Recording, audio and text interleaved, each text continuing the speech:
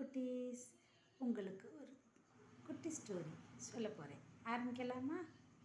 முற்பிறவியில் பிரம்மாவின் மானசீக புதல்வராக சனத்குமாரர் என்ற பெயருடன் முருகன் பிறந்தார்.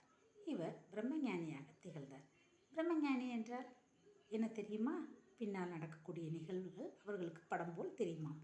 இத்தகைய சக்தி உள்ளவர்களைத்தான் பிரம்மஞானி என்று கூறுவார். இத்தகைய சக்தி வாய்ந்தவராக சனத்குமாரர் திகழ்ந்தார். இதை அறிந்த சிவபெருமானும் பார்வதியும் சனத்குமாரரை சந்திக்க வந்தனர். அவரது ஆற்றலையும் பணிவையும் கண்ட சிவபெருமான் அவருக்கு வரமளிக்க முன்வந்தார். ஆனால் அதை ஏற்க மறுத்து சிவனுக்கு வேண்டிய வரம் தான் அளிப்பதாக பணிவுடன் சனத்குமாரர் கூறினார்.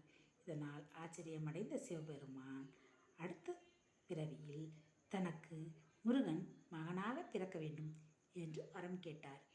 இத்தகைய வரத்தின் காரணமாக முருகன் அவதரித்தார் சிவபெருமானின் மகனாக. ஓகே குட்டீஸ், நாளை ஒரு கதையுடன் சந்திப்போம். பாய்.